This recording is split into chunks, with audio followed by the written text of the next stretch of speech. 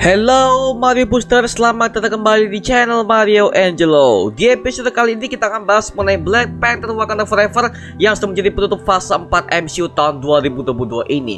Nah, kali ini kita akan bahas review spoilernya dari alur ceritanya bagaimana, konfliknya seperti apa, sampai ke penjelasan endingnya dan juga easter egg yang gue temukan di film Black Panther Wakanda Forever ini. So, buat kalian ya belum nonton filmnya, kita harus kasih spoiler warning terlebih dahulu buat kalian Pak ya. Tapi kalau kalian masih nekat mau nonton spoilernya ini, ya udah, resiko ditanggung sendiri. Tapi buat kalian yang udah nonton dan siap untuk spoiler, oke, kita akan bahas semuanya di video kali ini. Oke, oh ya, gua Mario Angelo ingin mengucapkan terima kasih dulu nih buat kalian yang udah hadir di nobar Black Panther Wakanda Forever kemarin di Blok M Jakarta dan diskusi bareng kita nih. Acaranya seru banget, bisa ngobrol dan ngumpul bareng kalian. Nah, yang belum gabung nobar, jangan berkecil hati karena kita pasti akan mengadakan event ini lagi di lain kesempatan. Ditunggu aja update kita, oke? Sebelum kita lanjut ke video ini, jangan lupa tekan tombol subscribe, karena kalau kalian tekan tombol subscribe dan like video sebanyak-banyaknya dan juga share video ini ke teman-teman kalian, maka aku akan lebih semangat lagi buat video untuk kalian. Oke, tak perlu berlama-lama lagi, langsung kita bahas mengenai review spoiler Black Panther Wakanda Forever.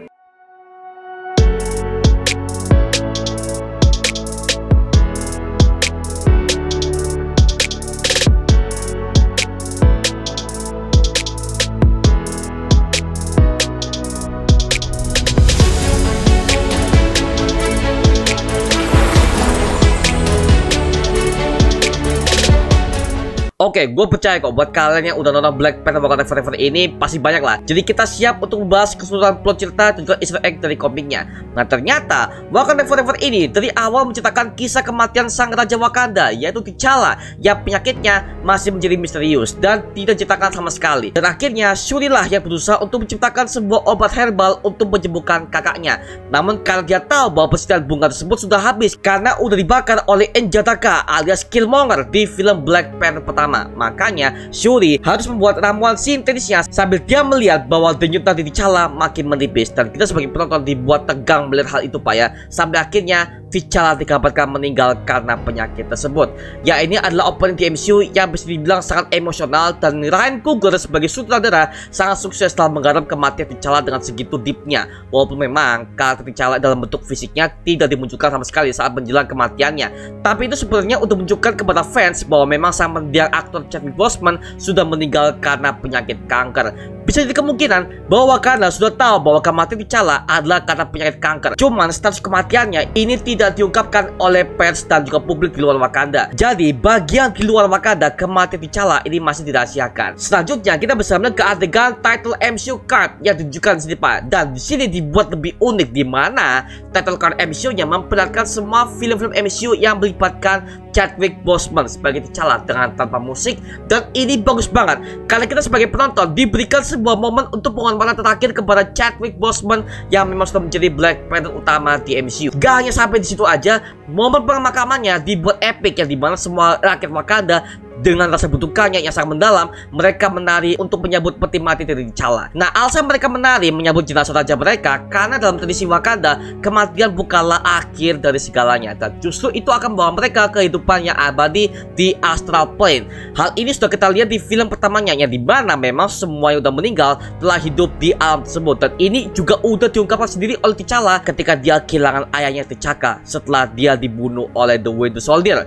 Tapi ada satu visual effects yang membuat gua agak sedikit kacau. Kalau kalian perhatikan di bagian ketika peti mati T'Challa itu diangkat dan masuk ke dalam sebuah pesawat untuk proses pemakaman, itu gua ngeliat peti matinya CGI-nya kelihatan banget Pak, gak mulus sama sekali. Ditambah lagi background Wakandanya itu kerasa kasar banget dan juga kayak green screen main yang templok doang Pak. Aduh, sayang banget Pak. Karena setelah gua rewatch kemarin Pak ya, ternyata gua nemuin kesalahan ini. Astaga, kasar banget tuh. Apalagi buat kalian yang nonton di layar IMAX itu gede banget Pak ya, pasti bakal lebih jelas kelihatan Pak. Seperti itu. Jadi aduh. Oke, setahun kemudian, tepat setelah kematian T'Challa, akhirnya Queen Ramonda menghadiri sebuah acara di PBB yang memperlihatkan semua pemerintah dari berbagai macam negara hadir karena Wakanda diminta pertanggungjawaban karena vibraniumnya telah dibuat sebagai senjata teroris. Dan akhirnya Queen Ramonda menjelaskan bahwa ada sebuah kapal dari pihak Rusia yang berusaha untuk merebut semua pasukan vibranium. Nah, alasan kenapa semua negara ingin merebutkan vibranium ini terjadi setelah di ending Black Panther pertama, yang dimana T'Challa sebagai Raja Wakanda yang saat itu timeline tahun 2016 telah memberitahukan kepada seluruh dunia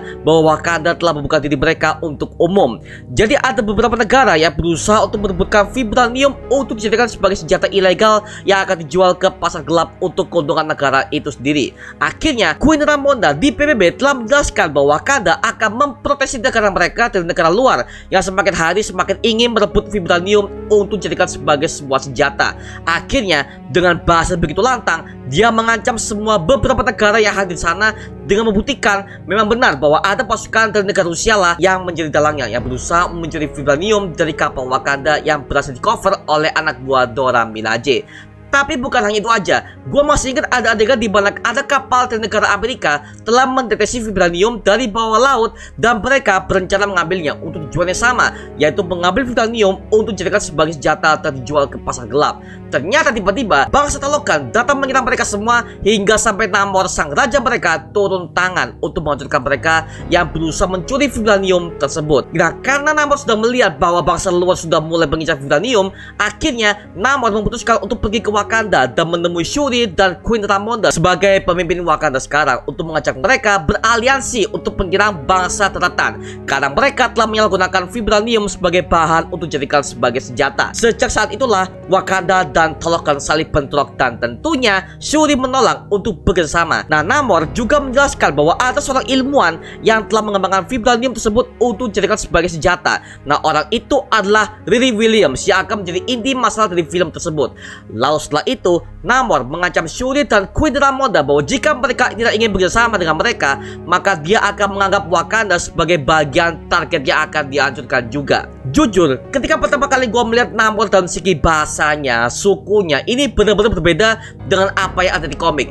Cuman unsur Atlantis aja itu masih ada, Pak. Tapi di sini seperti yang udah kita lihat bahwa Namor adalah bangsa Aztec yang awalnya yang berubah ketika setelah dirinya diselamatkan oleh ibunya. Dan itu terjadi ketika bangsanya yaitu Mesoamerika telah sekarat dan meminum segelas ramuan yang membuat tubuh mereka menjadi biru dan memiliki insang sehingga mereka bisa beradaptasi di bawah lautan. Nah, buat yang belum tahu, kalau di komiknya sendiri, Namor pertama kali muncul di komik Prince Namor The Submariner isu nomor 1 yang dirilis pada tahun 1939. Dia adalah anti-hero Marvel pertama kali sekaligus juga mutant pertama yang merupakan anak berdarah campuran dari ayahnya yang merupakan manusia dan ibunya seorang bangsa Atlantis. Karena dia adalah bagian dari Homo Mermanus yang berarti manusia yang bisa bernafas dalam air, maka dia memiliki segala kemampuan untuk berenang cepat, bertahan dalam air lebih lama, bahkan seluruh kekuatan dasarnya dia dapatkan dari air. Dia juga memiliki sayap kecil di kedua kakinya untuk bisa terbang. Nah, kalau di MCU, kedua sayap kecil yang ada di kakinya dia dapatkan pada saat ibunya meminum ramuan tersebut bersama bangsanya. Nah, alasannya karena saat itu bangsanya sedang sekarat karena tidak adanya makanan dan suku mereka dijajah habis-habisan oleh bangsa Spanyol. Dan memang ini yang terjadi di dunia nyata dalam sejarah pada Februari tahun 1519 hingga Agustus 1521. Ketika ibu Namor meminum ramuan tersebut untuk menyelamatkan anaknya si Namor yang diramalkan akan menjadi raja mereka, maka tentu saja mutasi di kedua kakinya akhirnya muncul. Nah, masih belum jelas alasannya kenapa. Karena yang namanya mutant itu tidak bisa diprediksi dan ini udah kita lihat di franchise X-Men yang dimana semua orang yang memiliki gen mutant adalah gen yang unik dan itu udah tiba ketika usia mereka masih kecil. Makanya Profesor Xavier dan Magneto saat awal-awal mereka mendirikan Akademi Mutant, tujuan mereka adalah membantu untuk mengendalikan kekuatan mereka sebagai mutant agar tidak dinilai berbahaya oleh bangsa manusia. Nah, beralih ke Riri Williams diperkenalkan sebagai inti masalah dari film Wakanda Forever ini, dan ini ada alter ego dari Ironheart. Nah, Ironheart alias Riri Williams sendiri pertama kali muncul dalam komik Invisible Iron Man volume 2 issue nomor 9 yang dirilis pada tahun 2016. Nah, kalau di komiknya, Riri Williams adalah seorang pelajar jenius berusia 15 tahun keturunan Afrika Amerika. Dia adalah sosok yang cerdas di mana di usianya yang masih muda tersebut dia sudah diterima masuk ke kampus MIT, salah satu kampus yang terkenal akan orang-orang jeniusnya, dan juga kampus alumni dari Tony Stark yang tentu aja ini callback kepada Tony Stark alias Iron Man yang dimana juga dia adalah salah satu seorang mekanik yang handal bahkan sangat sangat cerdas sejauh ini di MCU hingga dia meninggal di Avengers Endgame. Nah, setelah kematian ayahnya, Riri Williams tinggal bersama ibunya dan juga tantenya Sharon. Kecerdasan Riri ini sebagian terinspirasi dari sosok Tony Stark. Iron Man merupakan idola banget bagi Riri dan dia berusaha untuk menjadi seperti Iron Man. Dia pun membangun sendiri armornya menggunakan berbagai macam material yang dia curi di kampusnya.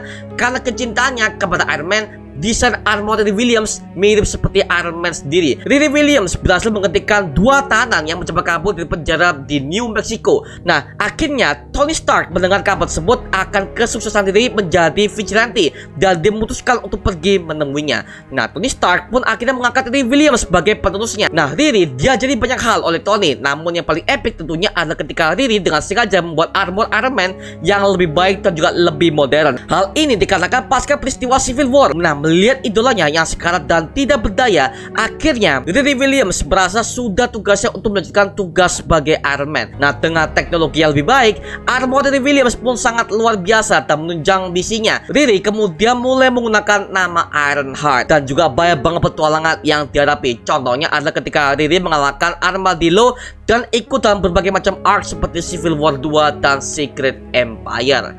Nah, dari awal sampai akhir di film sendiri, Riri Williams di Wakanda Forever terbukti karakternya berguna, bahkan developernya pun menurut gua bagus banget. Tapi nih kayaknya akan dibuat berbeda karena sudah gua jelaskan tadi bahwa aslinya di komik Riri Williams punya hubungan dengan Tony Stark, sang idolnya sendiri, sehingga dia direkrut oleh Tony Stark sendiri untuk menjadi bagian dari timnya. Namun karena Tony Stark udah wafat di MCU, maka Riri Williams hanya akan diceritakan sebagai orang yang sangat ngefans aja dan terinspirasi dengan Iron Man. Gak seperti pembangunan side karakter di MCU yang akan bawa kita kepada pembangunan yang Avengers. Gua paling suka ada adegan di mana Riri Williams dan Shuri serta Okoye mereka pun saling bercanda ketika bertemu dan jokesnya tuh gak maksa. Dan adegan ini berhasil bikin gua ketawa karena memang reaksi Riri bertemu dengan si Shuri yaitu natural menurut gua dan aktingnya berhasil sih. Dan ditambah dengan adegan pengajaran mereka oleh para pemerintah Amerika Serikat dan juga CIA yang dipimpin oleh Valentina Allegra de Fontaine yang ternyata dia sudah menjadi direktur CIA sekaligus mantan istri dari Agent Everett Ross yang juga muncul di film ini.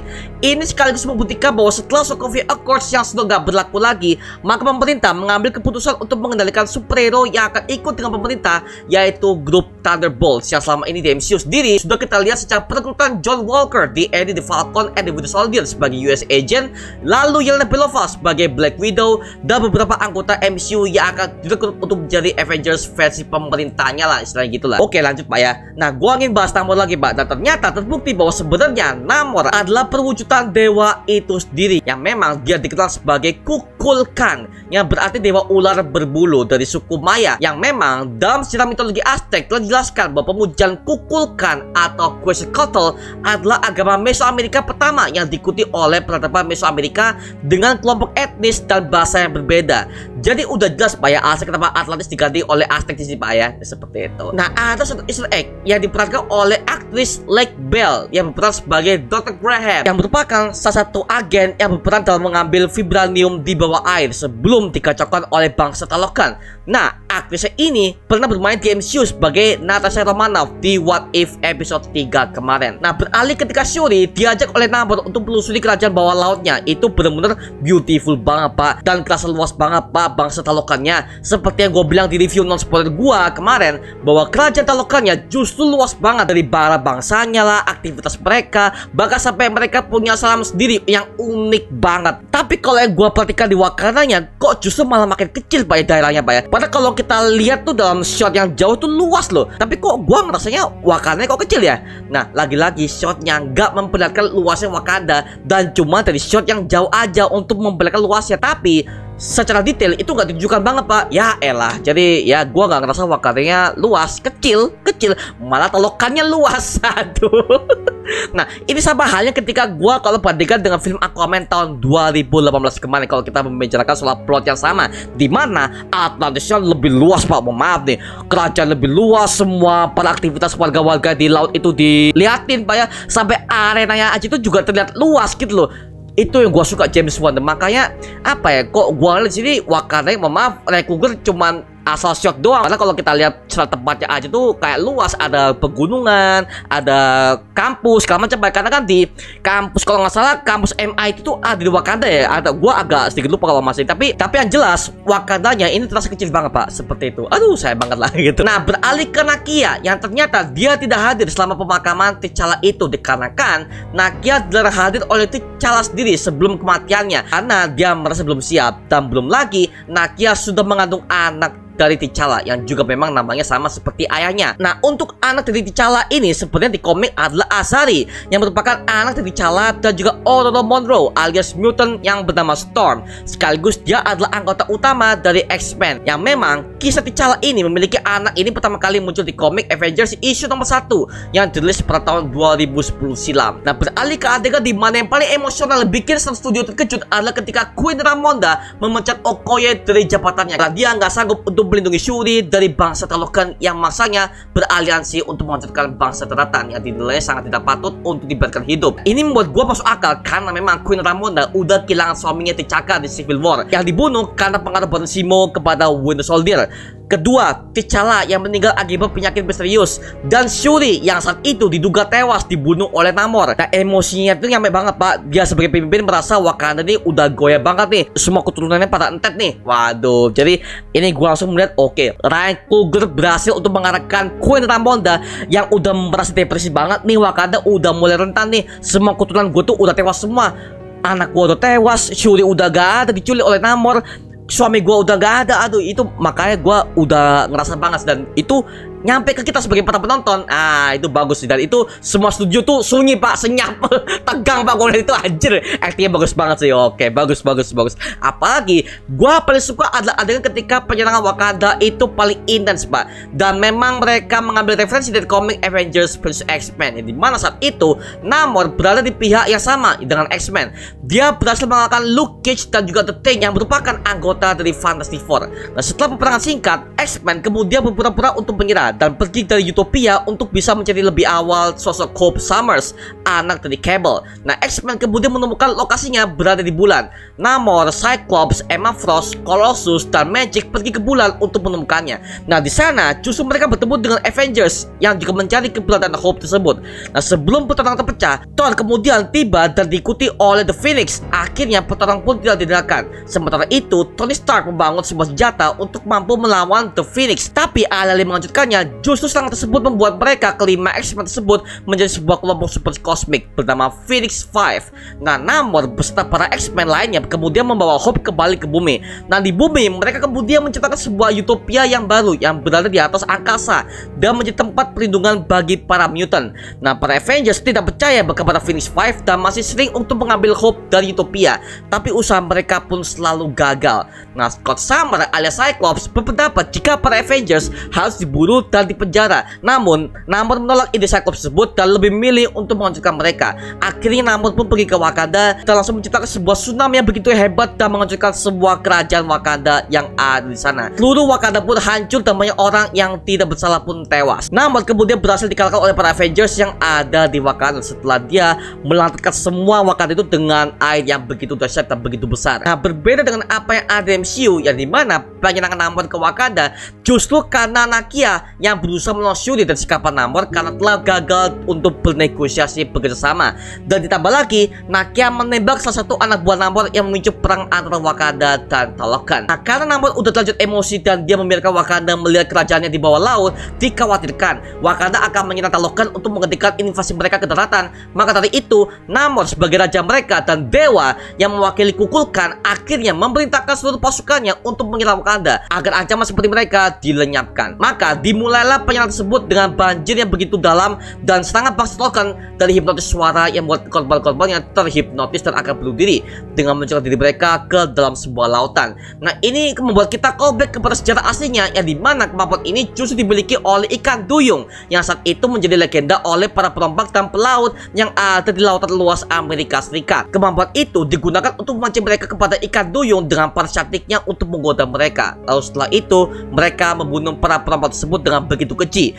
Ini kalian bisa lihat di film Pirates of the Caribbean on Strange Tides dengan adegan yang sama. Kalau menurut gua, adegan yang paling ngena dan bikin gua hampir nangis itu ada ketika kematian Queen Ramonda, yang saat itu dia ditenggelamkan oleh Namor dengan melepaskan granat airnya dan memanjiri satu kerajaan. Dan Ramonda tewas dalam insiden tersebut, membuat building up karakter dia yang tewas begitu bagus banget dan dramatis ketika Shuri itu langsung meneriakkan nama ibunya sambil dia menangis dengan begitu dahsyatnya, Pak. Itu acting bagus banget, Pak, anjir. Akhirnya gue bisa merasakan kematian yang begitu ngena, Pak, daripada gue melihat On Mei tewas di No Way Home yang gak ngena sama sekali ke gue. Karena lagi-lagi building up si On Mei dari awal sampai akhir itu udah salah. Dari awal tuh itu cakap cuman tante-tante yang ceria, gak ada building up dia sebagai ibu ke Peter Parker lah, cuman sebagai tante berperas cantik pacaran dengan Happy Hogan, udah kelar, gak ada building up sama Peter Parker, gak ada. Jadi kosong ketika dia mati itu ya. Kesel banget gue lihat, Pak. Makanya ya dia mati itu gue nggak sedih, biasa aja. Itu maksa banget menurut gue, maksa. Tapi di sini beda banget, Pak. Di Wakanda Forever ini semua lawakannya natural dan sesuai pada tempatnya. Makanya sini Wakanda Forever berhasil di membuilding up hal itu. Nah, karena Shuri udah tahu nih ancaman Namor udah berbahaya, akhirnya dia masih punya stok bunga sintetis yang disimpan waktu itu ketika dia ingin menyembuhkan T'Challa setahun yang lalu. Akhirnya dia memanfaatkan itu untuk menjadikan dirinya sebagai Black Panther selanjutnya. Tapi saat dia masuk ke Astral Plane untuk menemui semua leluhurnya, malah dia ketemu sama N'Jadaka alias Killmonger. Nah, kenapa dia bisa bertemu dengan Killmonger di Astral Plane? Karena kita tahu motivasi Shuri menjadi Black Panther di sini adalah karena dia ingin balas dendam terhadap Namor karena dia udah membunuh ibunya Queen Ramonda dengan begitu kejinya. Nah, sementara itu kalau kita bandingkan dengan Killmonger ketika dia menjadi Black Panther juga karena balas dendam kan? Karena apa yang udah dialami oleh ayahnya yang merupakan sepupu dari T'Chaka yang telah menyelipkan vibranium ke luar Wakanda yang dibantu oleh Klaus, sang teroris yang udah kita lihat sejak Avengers Age of Ultron hingga Black Panther pertama, yang saat itu Wakanda sangat tertutup dengan negara asing. Ini ya udah gue jawab ya alasan Killmonger muncul di sini. Tapi sebenarnya ini beda banget loh dengan apa yang di komik yang dimana Shuri awalnya ketika dia melakukan ritual ini dia gagal loh. Karena motivasi dia menjadi Black Panther bukan karena dia tuh ingin melindungi Wakanda, tapi karena dia tuh merasa iri dengan kakaknya T'Challa dan dia juga ingin membuktikan dirinya sendiri bahwa dia pantas menjadi Black Panther selanjutnya. Tapi setelah dia melihat bahwa kakaknya sekarat karena hampir dibunuh oleh Dr. Doom di komik Black Panther issue nomor 1 yang dirilis pada tahun 2009, akhirnya Shuri berlatih bersama Okoye untuk berlatih bertarung dengan sepenuh hatinya sampai akhirnya dia memiliki motivasi yang lain, yaitu untuk melindungi Wakanda dari ancaman besar. Maka dari itu, Dewi Bass menerimanya dan memberinya kekuatan sebagai Black Panthers untuk sementara. Nah, kalau di MCU, dia menerimanya langsung, walaupun dia nggak bertemu dengan ancestor-nya setelah dia bertemu dengan Killmonger, Pak. Tapi akhirnya di sini Shuri berhasil mendapatkan kekuatan tersebut dan menjadi the next Black Panther. Tapi dia punya rencana untuk menjebak Namor dan pasukan talukannya agar kalah dari perang tersebut, Pak. Dan akhirnya Shuri mempersiapkan sebuah kostum untuk Okoye dan pasukan Dora Milajanya, yaitu sebuah kostum yang bernama Midnight Angels. Sebenarnya kostum ini ada di komiknya, yang dimana kostum Midnight Angels ini dipersiapkan oleh Shuri dengan bahan vibranium dari Wakanda dengan membentuk armor yang sama seperti Iron Man. Nah, akhirnya gue mendapatkan sebuah climax yang bisa dibilang hampir berhasil, tapi lagi-lagi ada satu hal yang membuat gue tuh terganggu, yang dimana endingnya ketika Black Panther hampir membunuh Namor dengan tekniknya sangat cerdas banget ya, yang dimana Namor tuh sangat membutuhkan air tapi dia tuh udah ditahan oleh si Shuri. Akhirnya ketika Namor akan dibunuh, ternyata tobat loh, Pak. Nah, mohon maaf nih, ini adalah ending yang bisa dibilang solusinya agak maksa sih, Pak. Karena gini loh, Shuri kan udah punya motif nih yang tepat untuk balas dendam kepada Namor, tapi saat dia tuh mau ngebunuh, tiba-tiba dia ingat sama bangsa talukan Namornya yang memang mereka nggak bersalah sih, dan mereka hanya mau ikut dengan rajanya aja. Itu sebenarnya udah bagus dalam sisi building up-nya, tapi lagi-lagi eksekusinya di akhir-akhir pas mereka damai, yang ketika mereka berdua itu ada di sebuah pesawat, Pak, yang mau menghentikan perang antara bangsa Wakanda dan Talokan. Itu menurut gue tuh anjing, itu adalah orang yang udah ngebunuh nyokap lo, lu bisa damai segitu mudahnya, anjing. Kesel banget gue. Ya elah, seolah-olah ini Shuri ini mudah banget, Pak, untuk melupakan dendamnya, Pak. Dan plot seperti ini mengingatkan gue dengan Spider-Man No Way Home ketika Peter Parker kehilangan On Mei bibinya karena udah dibunuh oleh Norman Osborn. alias Green Goblin, karena dia tuh udah bener-bener mau bunuh tuh, tapi ditahan oleh Peter tuh. Karena ini bukan menggambarkan ciri khas Spider-Man yang sebenarnya, ya itu masih wajar Pak ya. Tapi kalau ini Shuri adem ayam aja tuh bener-bener berdiri di samping Namor tuh buat berdamai dan berjanji akan tetap merahasiakan keberadaan Bang Logan kepada dunia. I mean what the fuck anjir. Gila, gak semua orang itu bisa mengambil dalam segi positif ya Pak, karena semua karakter orang-orang itu berbeda-beda Pak. Kalau gua jadi diam, mending gua bantai aja si Namor nih, karena ini udah bunuh orang tua gua anjir. Gak masuk akal di kepala gua Pak. Seakan-akan MC mau memberikan kesan positif terus Pak, tapi selalu say failed mereka di sini Pak. Makanya gua bilang nih film ini bagus banget, tapi endingnya kok kurang maksimal dan maksa gitu loh. Nah seharusnya boleh, oke katakanlah boleh Shuri bisa memaafkan Namor dan berjanji kepada Namor untuk buat bikin kesepakatan mereka nggak saling kontak lagi. Itu udah cukup, dibunuh aja, gak usah dibunuh, oke nggak masalah. Tapi pasti ending ketika mereka di pesawat bareng tuh kacau sih. Seakan-akan kematian Queen Ramonda kemarin dan dendam Shuri tadi tuh udah dilupakan aja Pak. Itu gue dapat Pak, astaga. Suatu skripnya agak maksa sih, dan itu menurut gue tuh kayak kurang pas gitu loh. Ya udahlah ya. Nah satu lagi sebenarnya ada adegan yang dihapus oleh MCU di Wakanda Forever ini, yang seharusnya setelah terungkap bahwa T'Challa dan Nakia memiliki seorang anak yang bernama Asuri T'Challa yang akan menjanjikan bakal membutuhkan yang Avengers ke depannya, kita akan bisa melihat di post credit scene bakal akan ada Dr. Doom. Seharusnya Pak ya. Nah Dr. Doom seharusnya akan muncul di post credit scene Black Panther Wakanda Forever ini, akan menjelaskan bahwa dialah balik dalam mengirim semua pasukan bersenjata Rusia untuk mengambil vibranium dari bawah laut.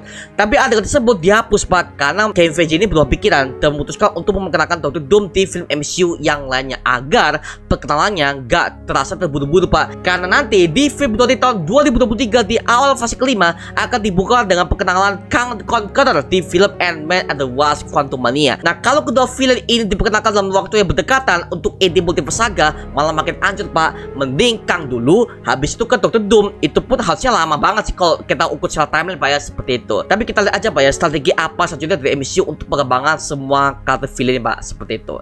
Nah setelah gua rewatch kembali, skor gua tetap yaitu 9,5 dari 10. Harusnya gua udah punya rencana mau kasih 10 dari 10 Pak, tapi karena endingnya udah maksa dan menurut gua tuh gak masuk akal di kepala gua, jadi ya gua kasih 9,5 dari 10 aja udah cukup kok. Tapi kalau untuk usulan ceritanya, ritme per filmnya itu udah bagus banget dan gak mengecewakan, dan itu kalian bisa lihat di review non spoiler kita. Dan untuk Wakanda Forever ini minim sekali dengan lawak Pak. Ada lawaknya, cuman tepat dengan situasi. Itu yang menurut gue bagus. Nah gitu. Jadi gue bisa melihat MCU ini kembali ke formula awalnya, seperti itu. Nah itu dia mengenai review spoiler gue dan berbagai macam easter egg yang gue tempatkan di Wakanda Forever ini. Sekarang giliran kalian nih, pendapat kalian spoiler review seperti apa untuk Wakanda Forever ini? Tulis di kolom komentar di bawah dan kita bisa diskusi bareng seperti biasanya. Oke, itu aja mengenai video kali ini. Jangan lupa like, comment, dan subscribe untuk mendukung gue membuat video mendidik dan menghibur semua, karena gue janji sebisa mungkin gue akan buat video seperti lagi untuk kalian. Dan jangan lupa untuk follow TikTok kita di @marejelo. Dan kalau kalian ingin gabung bersama kita di grup komunitas, langsung aja gabung di grup WA kita namanya Mario Booster Official. Linknya udah gue sediakan di kolom deskripsi di bawah.